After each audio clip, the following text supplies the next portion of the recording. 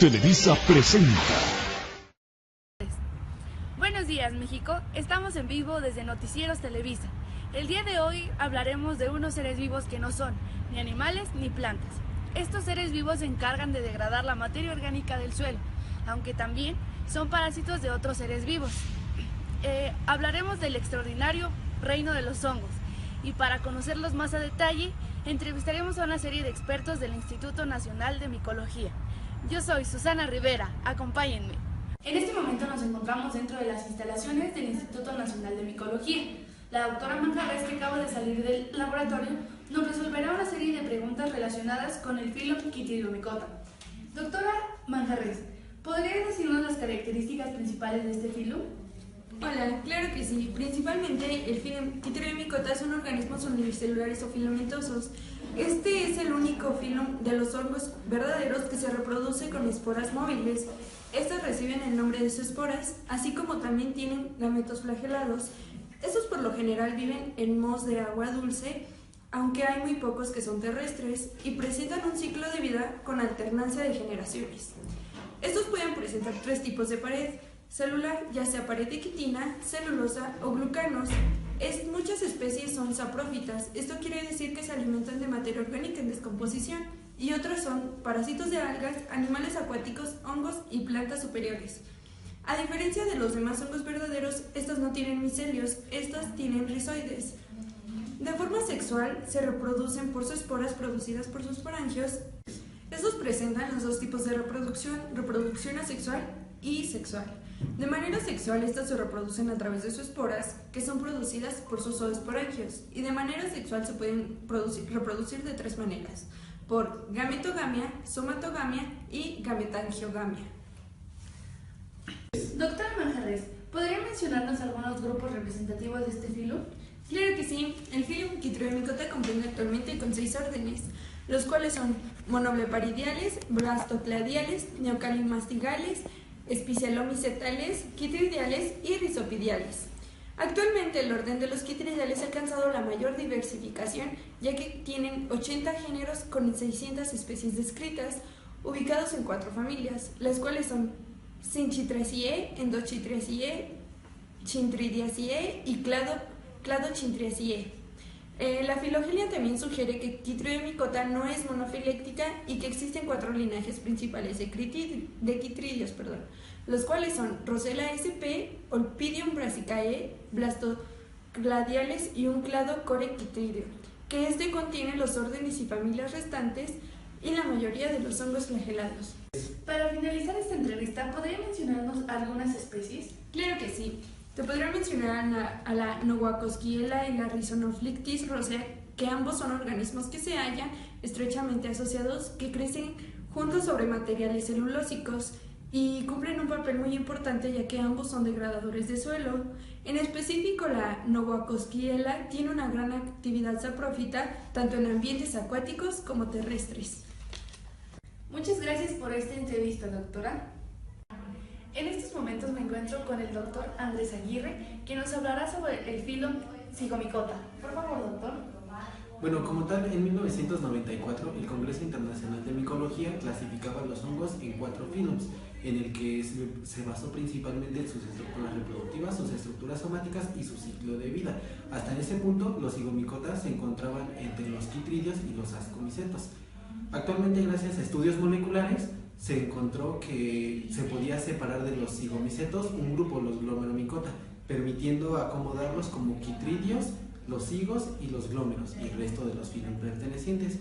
Dentro de los zygomicetos se encuentran 2 clases: los tricomicetes con 4 órdenes y los zygomicetes con 7 órdenes. Dentro de los tricomicetes se encuentran los arbelales, los acelaries, los eclinales y los amoviales. En cuanto a los órdenes pertenecientes de los zygomicetos, se encuentran los entofotorales, los dimargitales, los mucorales, los endogonales, los glomales, los quixelales y los zoopancales. Doctor, ¿podría mencionar alguna de sus características? Bueno, como tal, su característica más representante se encuentra en su estadio sexual, ya que en su reproducción se puede considerar isogámica. ¿Qué quiere decir esto? Que como tal dependen de dos gametos diferentes, uno positivo y uno negativo, que son morfológicamente idénticos. Mediante señalizaciones, una vez que se juntan, forman un cigoesporangio, que es de donde reciben su nombre. El cigoesporangio crea cigoesporas, que son esporas de resistencia con paredes celulares gruesas, que ayudan a resistir a las inclemencias del tiempo como tal. Una vez que esta germina, forma lo que se conoce como esporangio. Este esporangio es un estadio asexual en donde como tal forma las esporangioesporas que libera al ambiente. Este grupo como tal, muchos de estos cuentan en sus esporangioesporas con un número variable, puede ser desde 50 a 100 esporangioesporas o variar hasta 100.000 esporangioesporas liberadas. No todos los hongos comparten esta característica de multiesporas.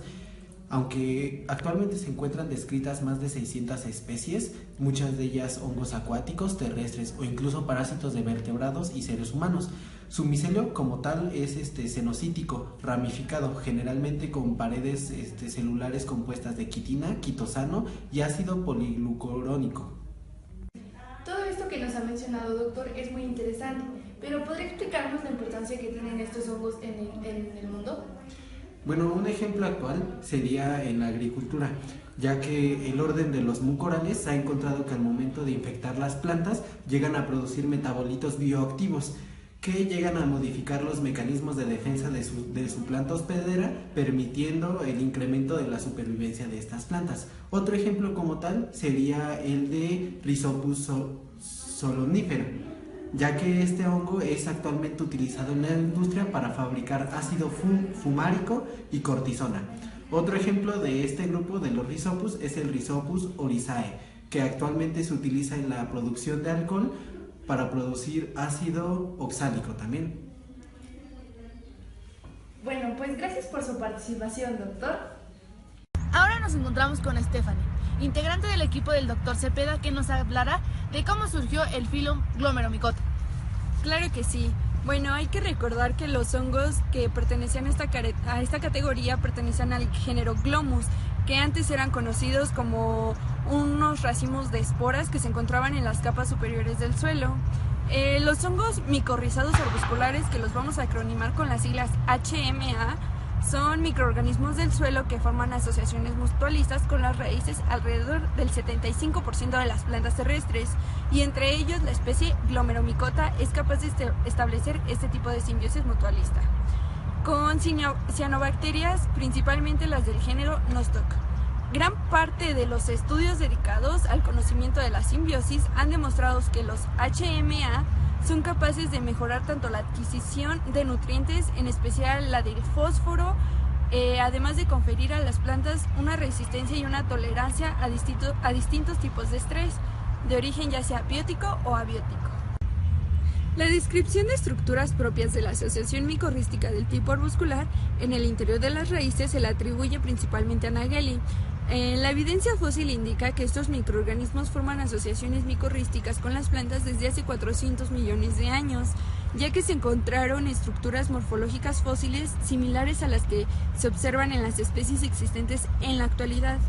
Antes del uso de herramientas, por ejemplo, de biología molecular, la clasificación de los HMA estaba sujeta principalmente al análisis de características morfológicas y subcelulares de las esporas, que por las características propias de estos hongos se propuso la formación de los grupos polifiléticos.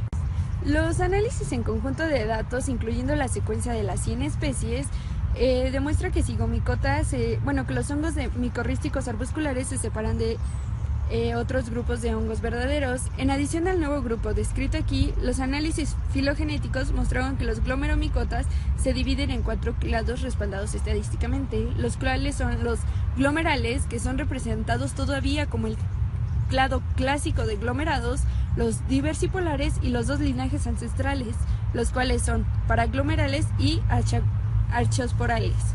El nuevo grupo es propuesto por sus 2 grandes diferencias filogenéticas y morfológicas con los glomerales. El origen y evolución de los hongos AM está directamente relacionado a la evolución de las plantas terrestres, debido a que la endosimbiosis de Gossypium piriformis con cianobacterias muestra la posibilidad de dos tipos de simbiosis aún más ancestrales entre los hongos AM y organismos fotoautótrofos.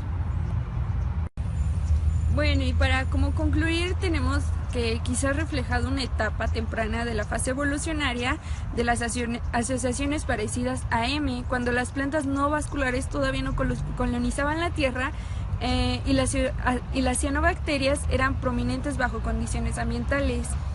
Esta hipótesis es, sin embargo, una de las siguientes posibilidades. Podemos decir que la primera es que los hongos AM y las plantas ya formaban simbiosis en el ambiente acuático. Otra sería que las plantas emergieron del ambiente acuático y los hongos AM después envolvieron la simbiosis. Y la 3 es que los precursores de los hongos AM emergieron como saprobios o parásitos y después se convirtieron en simbióticos con las plantas que aparecieron en la Tierra.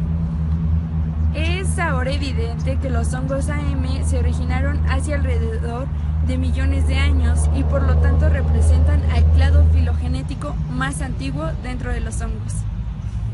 Doctora Stephanie, por último, ¿nos puede decir la importancia y algunas de sus especies? Claro que sí.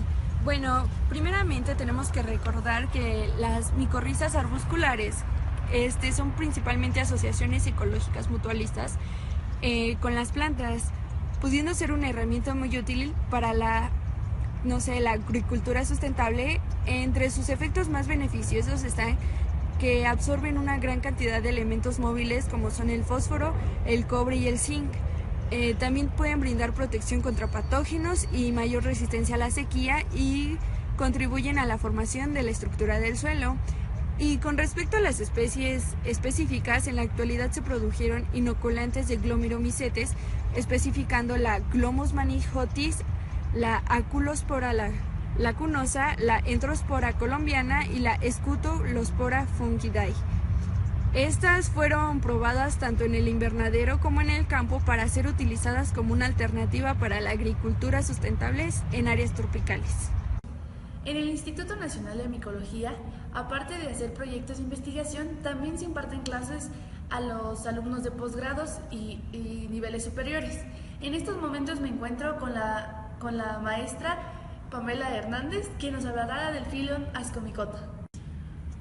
El Phylum Ascomycota se caracteriza principalmente porque son hongos terrestres y acuáticos. La mayoría pertenecen a levaduras. Son saprobios, pero también parásitos de plantas y animales, y poseen hifas con septos perforados. Este Phylum tiene una manera de reproducirse sexual y asexualmente, aunque la sexual es más frecuentemente.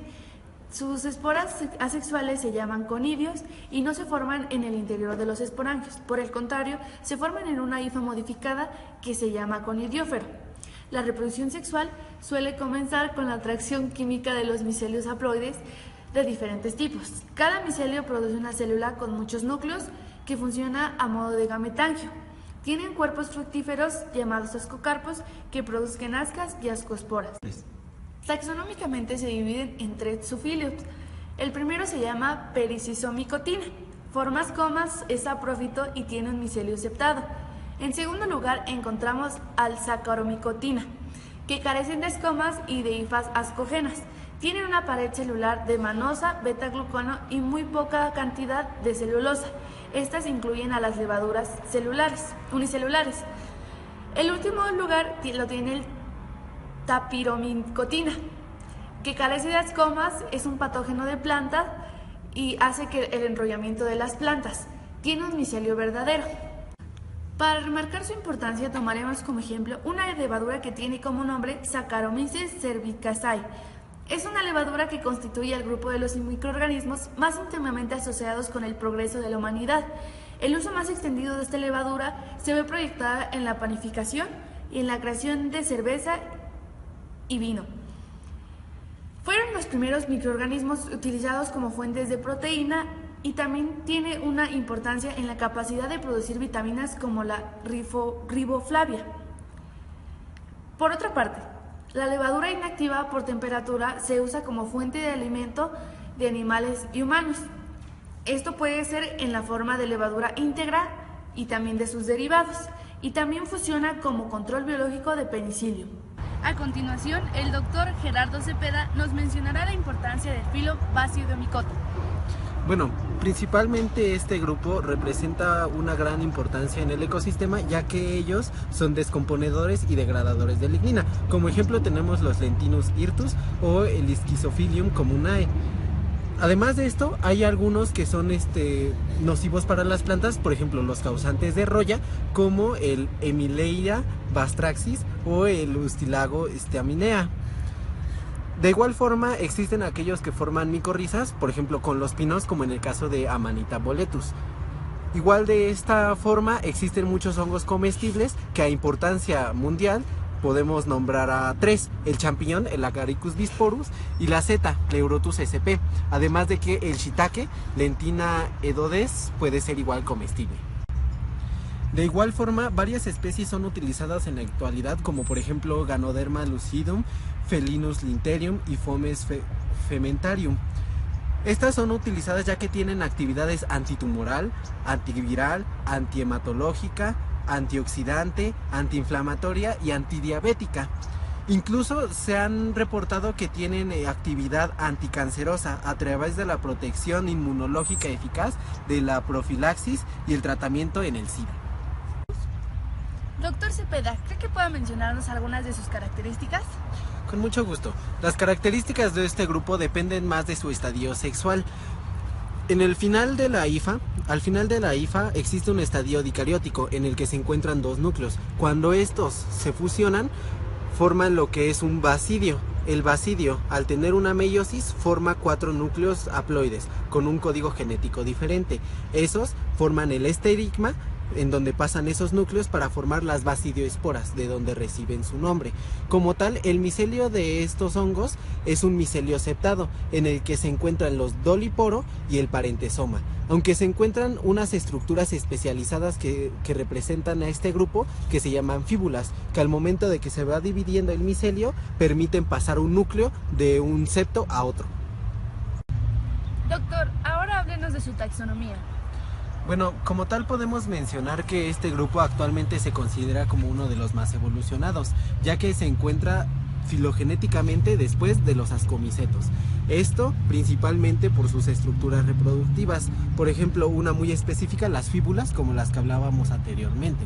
Dentro de este grupo se encuentran 5 clases características: los uredinomicetes, los ustilaginomicetes y los himenomicetes. Dentro de estos últimos se encuentran 5 órdenes representativos: los boletales, los agaricales, los rusulales y los afiloforales, además de los gasterales. Buenos días, este es el segundo día de grabación. Nos trasladamos a los laboratorios del Instituto Nacional de Micología y el día de hoy trataremos otros temas relacionados con los hongos.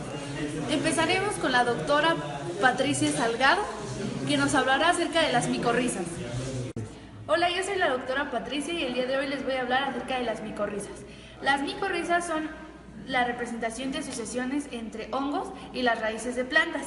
El término micorriza fue acuñado por Frank, un patólogo forestal, en 1877, que estudiaba las raíces forestales de los árboles. Trape, en 1994, define a las micorrizas en términos funcionales y estructurales como órganos de absorción dobles que se forman cuando los hongos simbiontes viven dentro de los órganos de absorción sanos de las plantas terrestres, acuáticas o epífitas. Se pueden clasificar en 3 grupos fundamentales según la estructura de la micorriza formada. Están las ectomicorrizas o formadoras de manto, ectendomicorrizas, que incluyen arbutoides y monotropoides, y por último las endomicorrizas, caracterizadas por la colonización intracelular del hongo y que a su vez se dividen en 3: ericoides, orquioides y arbusculares. Bueno, la importancia de esta asociación es que la planta tiene una mejor captación y absorción de agua, fósforo y nitrógeno. Sin embargo, la asociación proporciona otros beneficios a las plantas, entre los cuales podemos destacar una protección ante el ataque de parásitos, hongos patógenos y nemátodos, la limitación de metales pesados, tóxicos como el zinc y el cambio, que son alojados en sus hifas, además de que mejora las propiedades físicas y químicas del suelo mediante el enriquecimiento de materia orgánica. Actualmente se considera a los hongos micorrizógenos que fueron cruciales para que las plantas pudieran colonizar el medio terrestre y responder adecuadamente a las condiciones ambientales cambiantes. Algunas actividades en la industria que se benefician por micorrizas arbusculares es en especies frutales, donde frecuentemente se compara el crecimiento de la planta micorrística con la no micorrística. Estas diferencias son atribuibles de una mayor absorción de nutrientes, una producción de hormonas más altas y mayores contenidos de clorofila. Las leguminosas también presentan asociaciones tripartidas con Rhizobium y las micorrizas arbusculares, que mejoran el desarrollamiento de nódulos y la fijación del nitrógeno e incrementan el rendimiento de los cultivos y la eficiencia en el uso de los fertilizantes. Al incrementarse la absorción del fósforo por la micorriza, se mejora el desarrollo radical y el crecimiento de la planta y se acelera la maduración de las cosechas. El cultivo del maíz ocupa un lugar especial en la agricultura de México por el consumo que existe de este cereal. La simbiosis de hongos micorrísticos con las plantas permite un incremento de la longitud de la raíz, respuesta que permite un mejor desempeño del suelo que tiene bajas fertilidades. Esta asociación permite una mayor ramificación y elongación, que constituye un mecanismo adicional que permite la absorción del fósforo. El uso de micorrizas como facilitador en la nutrición del cultivo de maíz y su interacción con abonos orgánicos hace que la agricultura tenga una mejor producción de este. Agradecemos a la doctora Patricia y ahora pasaremos con la doctora Leticia, que nos va a decir un poquito sobre los líquenes. Buenas tardes, doctora Leticia. Buenas tardes. ¿Podría decirnos algunas características de los líquenes? Claro que sí. Bueno, primero que nada tenemos que saber que los líquenes son formas de vida simbióticas estables que están formadas por dos organismos o tres de diferentes reinos biológicos. Estos están constituidos principalmente por un hongo, que es el micobionte, y uno o dos algales y o cianobacterias, y estos reciben el nombre de fotobiontes. En una unidad morfofisiológica distinta a sus componentes de vida libre. Entre los componentes del líquen y el ambiente y se mantiene un flujo de agua, carbono, nitrógeno y otros elementos esenciales. Este tipo de simbiosis es considerada como mutualista, es decir, el beneficio es para los dos o tres componentes. Y aquí podemos ver cómo se ve morfológicamente desde una estructura macroscópica un líquen. Doctora Leticia, ¿nos puede decir cómo están clasificados los líquenes? Claro que sí. Existen aproximadamente 17 a 20 mil especies de líquenes, en cuya formación solo intervienen 100 especies distintas de fotobiontes, pertenecientes a 40 géneros. Sin embargo, solo 3 grupos, los cuales son Treboxia y Trentopoblia, entre algas verdes y Nostoc en cianobacterias, suministran al simbionte la mayoría de los líquenes, de manera que la misma especie de la alga pueda repetirse en los líquenes diferentes. Mientras que más del 99% son Ascomycota, que comprenden casi 3.000 géneros y más de 19.000 especies distribuidas en 37 órdenes, y en menos medidas de Basidiomycotas y Anamorphos. Ahora pasaremos con la doctora Leticia afuera para observar algunos de sus líquenes. Ahora nos encontramos donde la doctora hace sus estudios con líquenes. Ella nos va a explicar la importancia de estos. Por favor, doctora. Bueno, en apariencia los líquenes parecen ser inertes, pero estos organismos simbióticos son de gran importancia en el ecosistema, ya que cumplen varias funciones. Una de las principales es la degradación superficial de las rocas y la formación de suelo. En este caso podemos ver la degradación en las rocas por parte de los líquenes.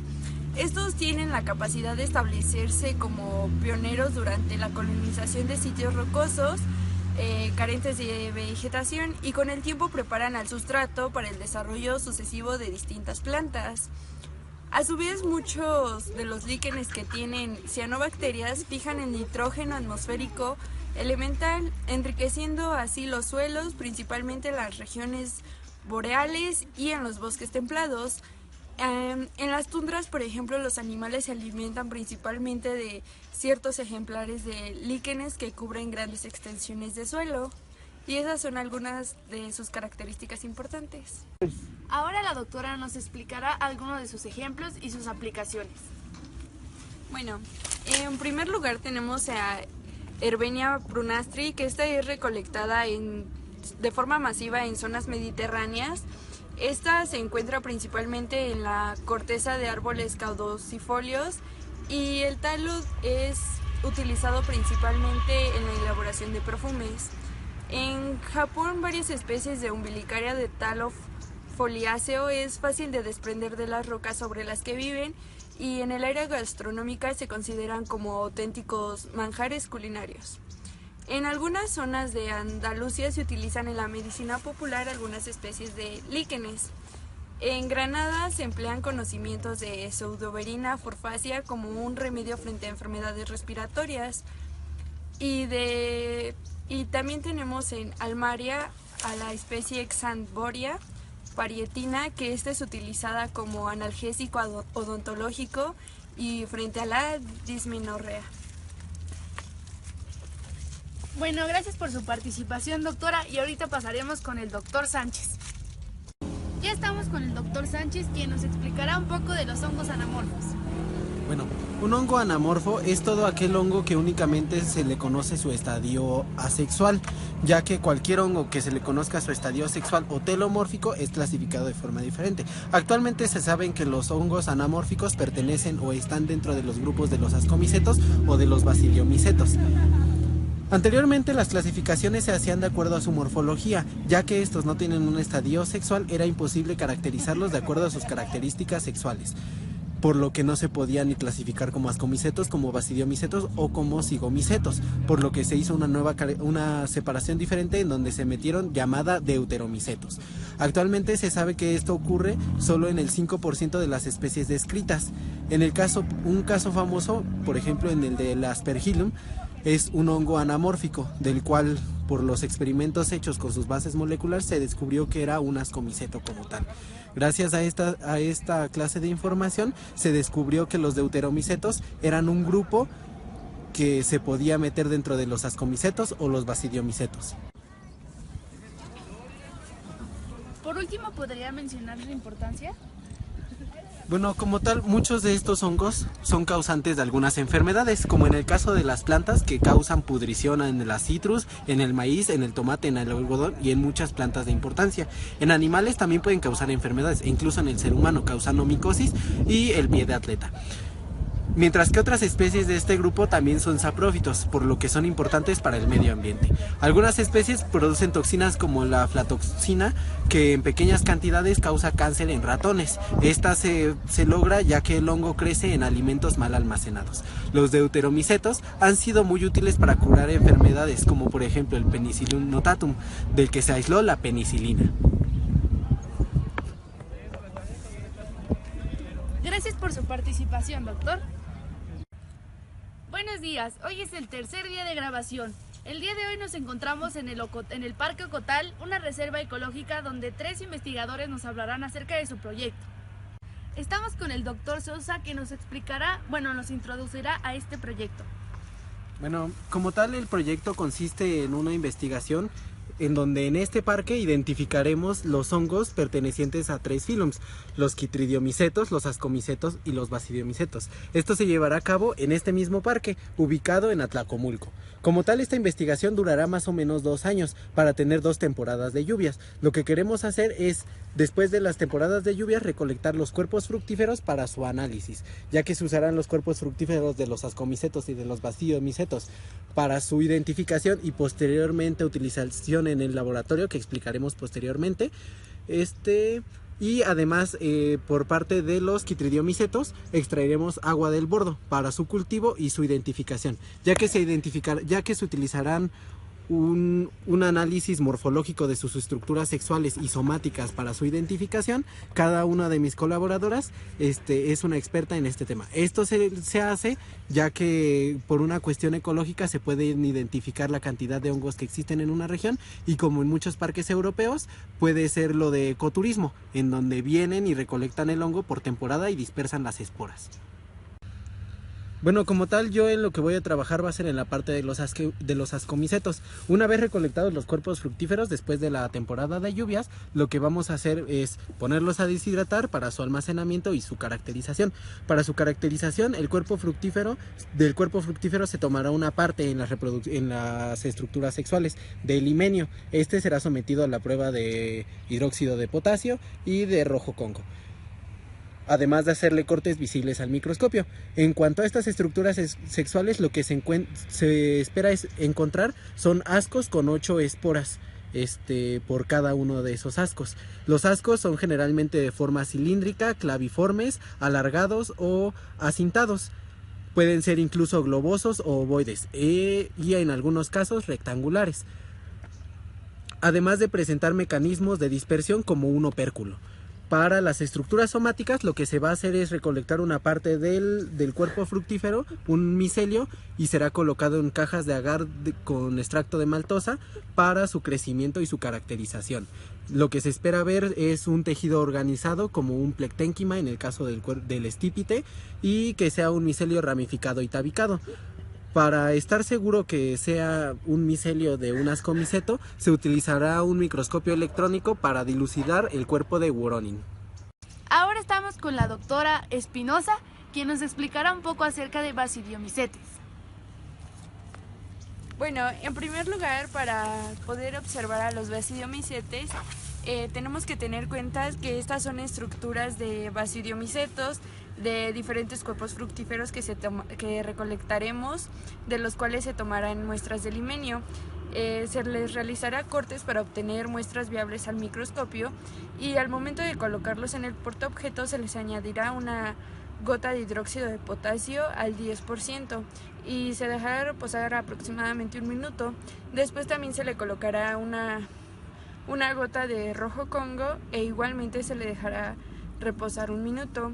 Después se le colocará el cubreobjetos y de ahí se pasará al microscopio para su observación, esperando encontrar Basidiomycetes con las siguientes características, es decir, con basidios con esterigmas, y principalmente pensamos encontrar las 4 basidiosporas. Y para la visualización de las estructuras somáticas se extraerá la parte del micelio que compone el cuerpo fructífero y se aislará en cajas Petri con agar de extracto de malta. Y en este se espera observar un micelio desarrollado y ramificado, así como septado, y también, si es posible, observar las fíbulas. Gracias. Gracias por explicarnos un poco de su proyecto. Ahora pasaremos con la otra doctora. Ahora pasaremos con la experta en quitrídeos, la doctora Fuentes. Para un crecimiento óptimo de quitridiomicetos es necesario utilizar un cebo. El cebo que se desea ampliar, en este caso van a ser uñas, pueden ser de manos o de pies, ya que contienen células muertas endurecidas por queratina, y estos hongos tienen una fisión generalmente por la quitina y la queratina. El proceso que se llevará a cabo es que el cebo se esteriliza en autoclave y posteriormente se colocan cajas Petri con 20 mililitros de agua de este lago que vemos aquí. Subsiguientemente se incubará durante 7 días a 25 grados centígrados y se tomará una muestra de estas cajas Petri preparadas con una gota de KOH y rojo congo. Con las muestras obtenidas se desea observar quitridiomicetes con las siguientes características. 1. Rizoides con filamentos cortos, septados y sin núcleos. Esporangios, que estas estructuras son comúnmente de forma globosa, con una membrana simple que contiene innumerables esporas, generalmente en el extremo del esporóforo, y sus esporas deberán ser uniflageladas. Ahora pasaremos con algunos estudiantes de diferentes facultades e instituciones que nos dirán cómo son sus cursos de micología y cómo podrían mejorarlos. Bueno, pues mi nombre es Carlos Ortega Arriaga y como tal yo curso el 4º semestre en el Instituto Politécnico Nacional. En esta institución, en la licenciatura de biología, lo que se imparte es la materia que se llama como tal hongos y líquenes, que cuenta como tal de 3 horas de teoría y 4 horas prácticas.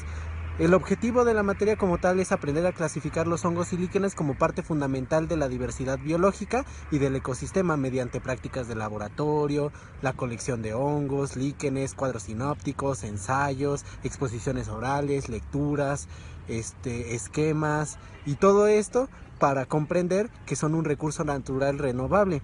Los temas que abarca como tal la universidad son introducción al estudio de los hongos y líquenes, estructura, organización y función metabólica de los hongos, taxonomía y clasificación de hongos y líquenes, ecología de hongos y líquenes y filogenia de hongos y líquenes.